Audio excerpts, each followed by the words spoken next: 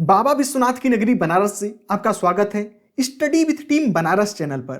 आज की इस वीडियो में हम लोग टीआरई 1 के सेकेंड शिफ्ट में पूछे गए जीएस और जीके के क्वेश्चन को डिस्कस करने वाले हैं। इससे पहले हम लोगों ने करेंट अफेयर और साइंस के क्वेश्चन को डिस्कस कर लिया है।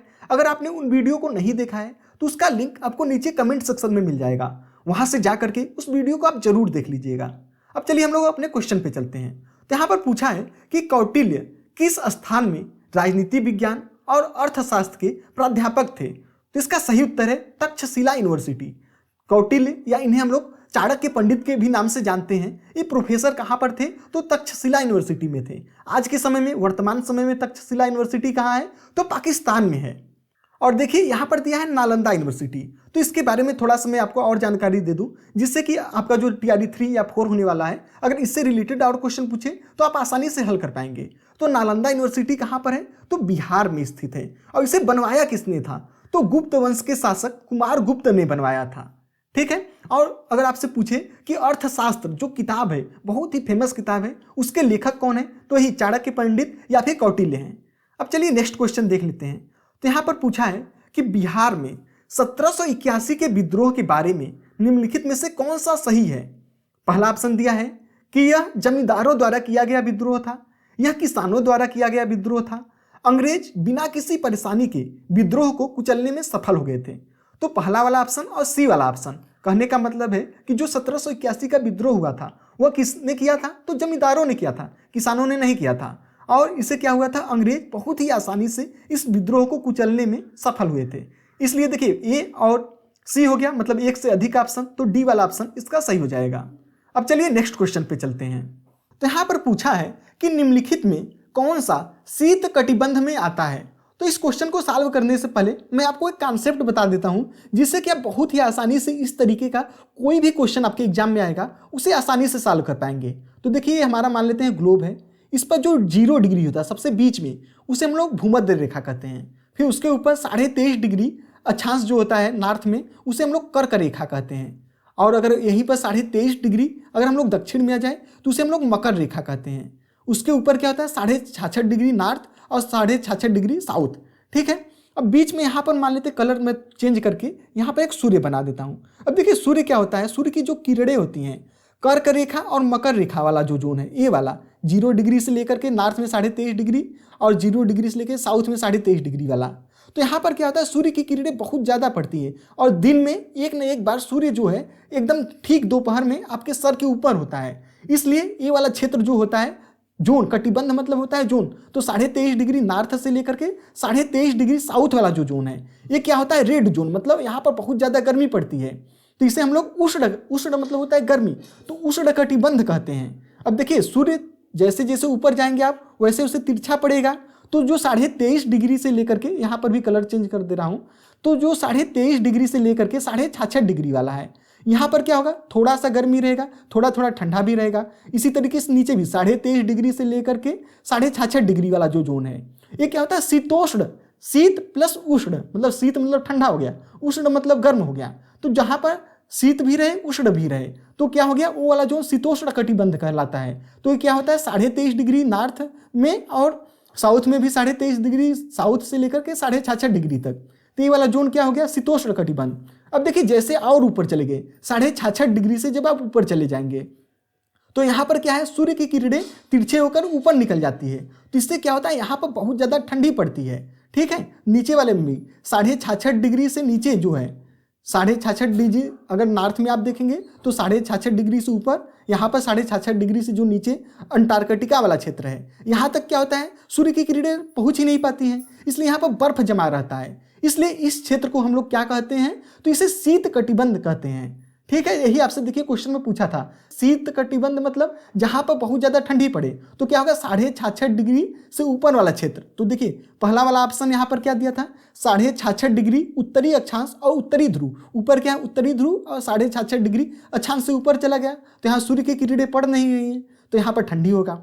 इसी तरीके से डी सी वाला ऑप्शन देखिए दक्षिणी ध्रुव वृत्त, अंटार्कटिक वृत्त और दक्षिणी ध्रुव के बीच, मतलब ए वाला क्षेत्र, तो यहाँ पर क्या होगा शीत कटिबंध होगा। तो इस तरीके से आपने देखा कि ए वाला ऑप्शन और सी वाला ऑप्शन दोनों सही है, तो इसलिए एक से अधिक डी वाला ऑप्शन सही हो जाएगा। अब चलिए नेक्स्ट क्वेश्चन पे चलते हैं। तो यहाँ पर पूछा है कि सतलुज और काली नदियों के बीच स्थित हिमालय के भाग को निम्नलिखित में से किस नाम से जाना जाता है? तो इसका सही उत्तर है कुमायूं हिमालय। चलिए इसे थोड़ा सा हम कॉन्सेप्ट वाइज समझ लेते हैं। तो अगर पूछे आपसे हिमालय पर्वत का प्रादेशिक विभाजन किसने किया था, ठीक है, तो इसका सही उत्तर हो जाएगा जीएस बुराड थे। तो यहाँ पर देखिए जो जीएस बुराड थे, इन्होंने हिमालय पर्वत का प्रादेशिक विभाजन किया था और किस तरीके से किया था उसे भी चलिए देख लेते हैं। देखिए ये हमारा भारत का नक्शा मैं बना देता हूँ, ठीक है। ये क्या है, हिमालय वाला पोर्शन है। अब इसी वाले पोर्शन पे हम लोग डिस्कस करेंगे। मैं इसे अलग से बना लेता हूँ, ठीक है, जिससे आपको कॉन्सेप्ट क्लियर हो सके। यहाँ पर देखिए क्या है, पंजाब वाला क्षेत्र हो गया। इसके बाद पंजाब देखिए एक इंडिया में भी है और एक क्या है पाकिस्तान में भी है। इसके बाद कुमायूं वाला क्षेत्र हो गया और यहाँ पर क्या हो गया, नेपाल वाला क्षेत्र हो गया और यहाँ पर क्या है, असम हो गया, ठीक है। और ऊपर अगर नदी की बात करें, इसका कलर चेंज कर ले रहा हूँ, तो यहाँ पर सिंधु हो गया, इसके बाद सतलज हो गया, नेक्स्ट क्या आ गया, काली आ गया, काली के बाद तिस्ता, तिस्ता के बाद क्या है, दिहांग, ठीक है, दिहांग नदी। तो जब भी देखिए अगर आपसे पूछे कि पंजाब हिमालय किसका किसके बीच में है, तो सिंधु और सतलज के बीच में क्या हो जाएगा, पंजाब हो जाएगा। और सतलज और काली के बीच में क्या आ जाएगा, कुमायूं आ जाएगा। और काली और तिस्ता के बीच में क्या आ जाएगा, नेपाल वाला हिमालय आ जाएगा। और तिस्ता और दिहांग के बीच में क्या आ जाएगा, तो असम वाला आ जाएगा। तो इस तरीके से इसका क्लासिफिकेशन किया गया है।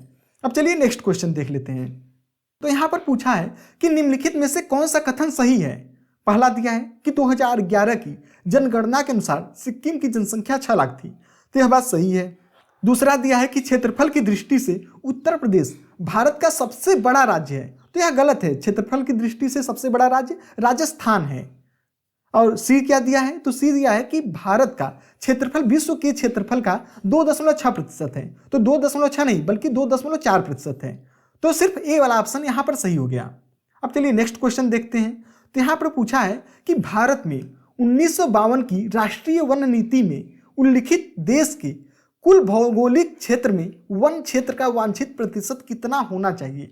तो इसका सही उत्तर है 33%। ये क्वेश्चन 2-3 बार बीपीएससी के एग्जाम में ही रिपीट हुआ है।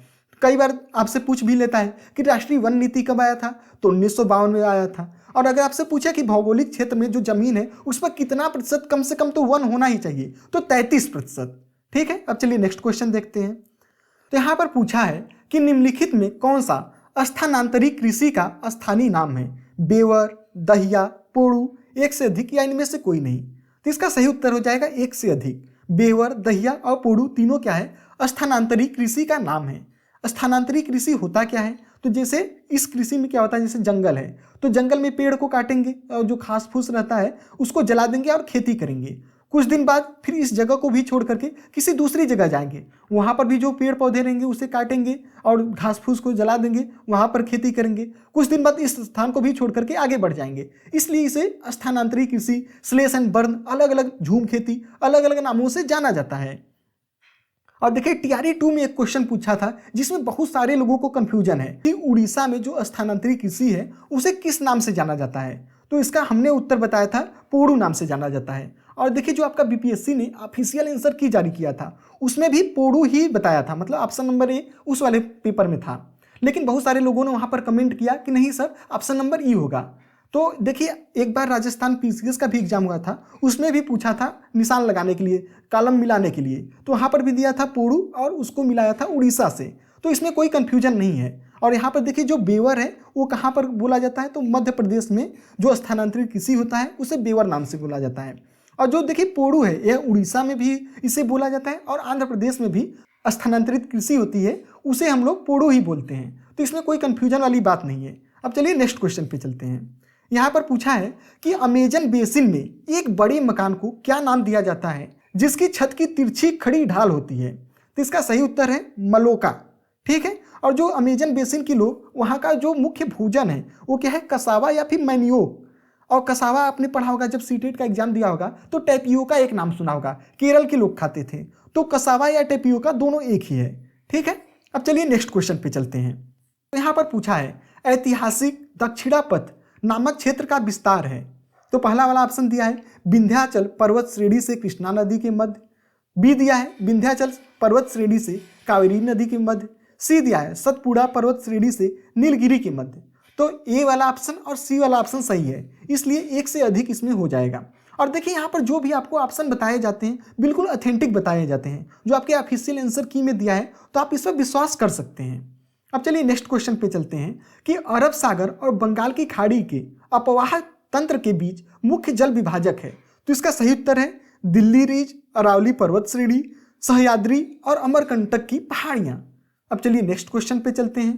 तो यहाँ पर पूछा है, देखिए क्या पूछा है कि शीतकाल में उत्तर पश्चिम भारत में सक्रिय रहने वाली पश्चिमी विक्षोभ मतलब वेस्टर्न डिस्टर्बेंस का उत्पत्ति स्थल क्या है। तो इसका सही उत्तर है पश्चिमी एशिया का भूमध्य सागरीय तटीय क्षेत्र।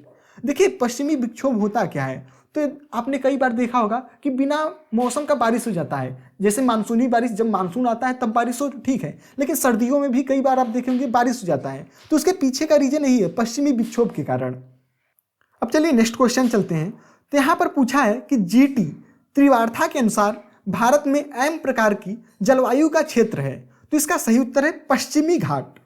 अब चलिए नेक्स्ट क्वेश्चन देख लेते हैं क्या पूछा है। तो उत्तरी भारत में शीतकाल में उपजाई जाने वाली चावल की फसलों के स्थानीय नाम क्या हैं। तो इसका सही उत्तर है अमन, साली और अगहनी। नेक्स्ट क्वेश्चन चलिए देख लेते हैं। तो यहाँ पर पूछा है कि निम्नलिखित में से कौन सी मध्यवर्ती गंगा के मैदानी कृषि जलवायु प्रदेश की विशेषता नहीं है। ठीक है, यहाँ पर पूछा विशेषता नहीं है तो क्या है, यह गंगा और उसकी सहायक नदियों के अपवाह क्षेत्र में स्थित है। इसका 2 से अधिक राज्यों में विस्तार है। यहाँ प्रतिवर्ष 100 से अधिक सेंटीमीटर वर्षा होती है। तो यहाँ पर तीनों ऑप्शन जो दिया है वो सही है, लेकिन आपसे पूछा था कि विशेषता नहीं है, तो तीनों विशेषता है, इसलिए इनमें से कोई नहीं ऑप्शन हो जाएगा। इस तरीके से देखिए हम लोगों ने सारे क्वेश्चन को, जो जीएस जीके के क्वेश्चन थे उसे डिस्कस कर लिया है। नेक्स्ट वीडियो में हम लोग इंडियन नेशनल मूवमेंट से रिलेटेड जो क्वेश्चन पूछे गए हैं उसे हम लोग डिस्कस करेंगे। इसलिए अगर अभी तक चैनल को आपने सब्सक्राइब नहीं किया है तो कर लीजिएगा